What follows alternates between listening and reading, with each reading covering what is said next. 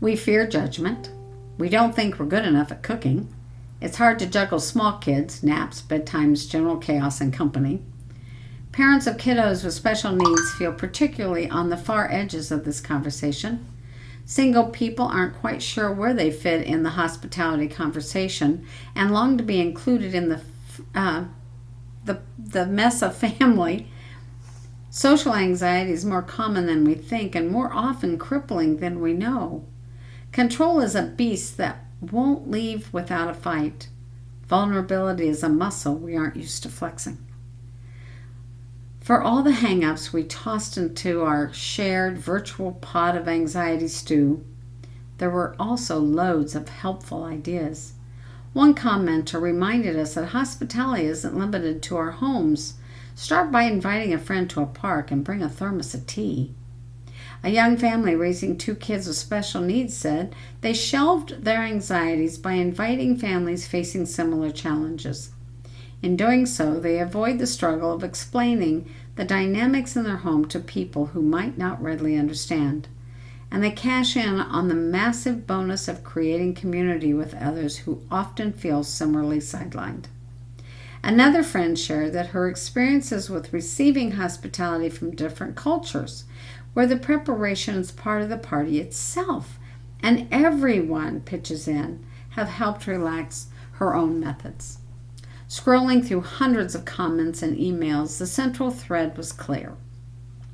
We're afraid to be rejected for who we actually are.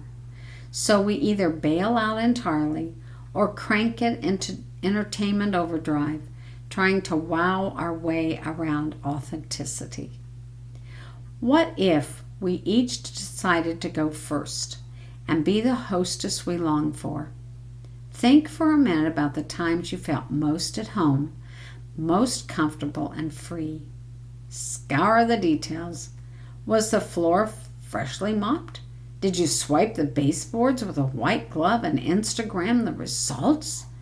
Did you pull out the refrigerator vegetable bins, checking for withered lettuce or slimy cilantro ready to hurl stones? Did your host ask you to leave and not return until you were more smartly dressed? Did you pull out a scorecard and rate the meal? Were you positively disgusted by the antics of normal children being their normal, dysregulated kid selves? I'm guessing not. What probably happened is that you felt listened to, noticed, included, renewed, accepted. You probably laughed a lot and maybe you cried. You recognized a no-pressure zone when you saw it. Bingo! That's our way forward. We have deceived ourselves into thinking hospitality is more about the house than the humans. In reality, it's just the background noise to the real meat and potatoes of connection. If we can keep this reminder taped front and center, we might find ourselves falling willingly, happily even, into a new rhythm of belonging. It doesn't have to begin with inviting strangers into your home or making Pioneer Woman's epic sloppy joes for 6 of your favorite incarcerated friends, though with any luck it will eventually evolve to that place, because Jesus knows how to point our eyes directly at him, and because Ray knows Joe's. It can start with 2 hours, a tea kettle, and an affirmation that freshly baked scones outrank hygiene. If you're more of a planner, pick a day of the month or even, gasp, a day of the week. Now all you have to do is find more comrades and crack open a jar of salsa. It can start with inviting people over at the last minute and insisting they wear stretchy pants. These 11th hour gatherings define my childhood, shoring up the base of what I still believe to be true. We're better off when there's no time to sweat the details. It totally takes the pressure off.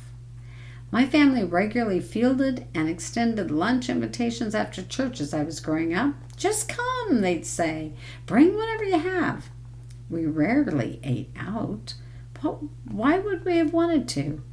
The life in Christ I cut my teeth on was a long kitchen counter laden with odd feasts.